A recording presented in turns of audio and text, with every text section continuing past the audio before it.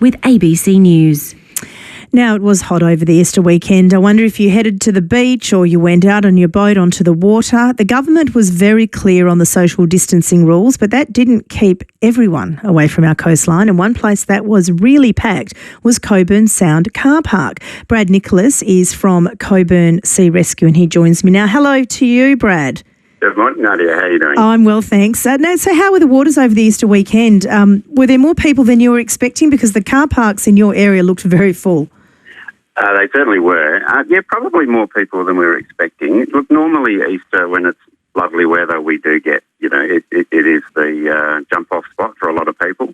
But in this climate, I guess we were probably expecting less than what there were. And out on the water, how were people behaving? Were you actually out patrolling boats? Yeah, well, not patrolling. We, like everyone else, we've had to change how our, operation is structured. So we've been operating on a skeleton crew. Normally we would have rostered shifts on and volunteers on our vessels.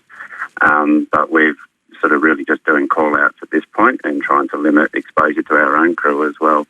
But yeah, certainly we were out and about and we were very busy, since probably Thursday of last week. And how were people behaving on the water?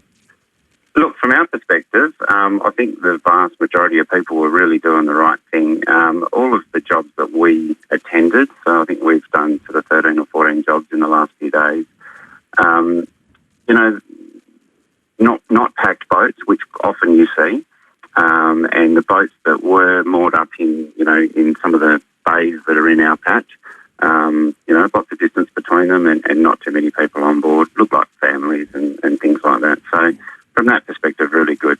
We did do a couple of jobs where we had jet skis, we had a couple of people on, but look, it's not our role to see whether they're family members or not. Right, and how did you manage, Brad Nicholas, the boat ramp? Because I imagine there would have been some congestion there. Yeah, but once again, from our perspective, that seemed to go pretty well. I mean, the government have put out some, we basically go by what Marine Safety have put out. Look, our role is not a compliance role at all. The Water Police have been very active and sort of, going boat to boat and just making sure people are doing the right thing. But from our perspective, even though there were lots of cars there, people tend to, they seem to be aware, like most people are now, and they seem to be doing the right thing. Yeah, and did you notice a strong police presence, Brad?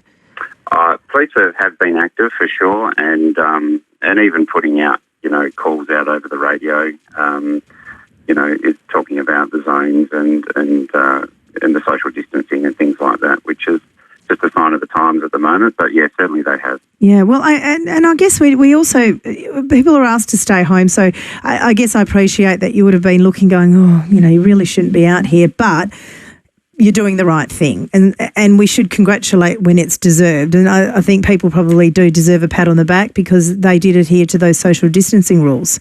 Absolutely, and look, boaties are incredibly passionate about what they do, and our waters, we're just so incredibly fortunate where we live. I think we probably saw more of an increase in our area of operation due to the Rottnest closures and the waters around Rottnest. Oh, I think that certainly would have had an impact because typically Easter period it would be incredibly busy over there. And our patch tends to cater for, your Carnac, the bays in around Carnac Island, Garden Island, Herring Bay, places like that, which also get busy, but particularly with Rottnest shut, that's where they're going to congregate. Oh, thank you so much, Brad. I had forgotten about Rotto, so of course that's going to add pressure on the mainland coast. Thanks for your good work because you are part of the Cockburn Sea Rescues, the media officer there and a skipper. Your team are very valuable and we appreciate everything that you do. Thank you for having a chat to us this morning. Our pleasure. Brad Nicholas is a Cockburn Sea Rescue there. So you're all doing the right thing. It was busy, but social distancing rules, you were all adhering to them and you need to be congratulated for that. Now, normally at this time